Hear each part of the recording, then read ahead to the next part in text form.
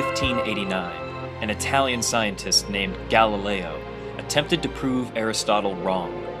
Galileo believed the only reason heavy objects fall faster is because air resistance slows down lighter objects, and that if air resistance could be reduced, they would both fall at the same speed. In order to prove his point, he gathered everyone in the city, climbed to the top of the Leaning Tower of Pisa, and explained that the only way to prove who was right for sure was to perform a scientific experiment. Galileo's experiment went like this. He stood at the top of the Leaning Tower and held out a cannonball and a wooden ball of the same size. The only difference between the two objects was their weight.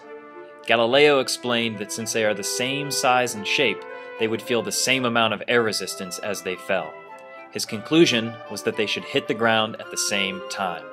So he leaned out over the edge, dropped both objects, and a little more than 3 seconds later, everyone in the city of Pisa saw the cannonball and the wooden ball land at the same time, proving once and for all that if there is no air resistance, all objects, no matter how heavy, will fall at the same rate.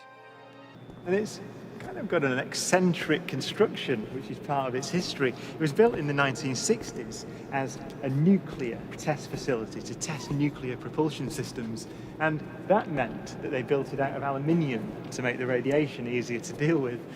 Aluminium is not the best thing, the strongest material to build a vacuum chamber out of. So they built an outer concrete skin, which is part radiation shielding and part an external pressure vessel. Brilliant.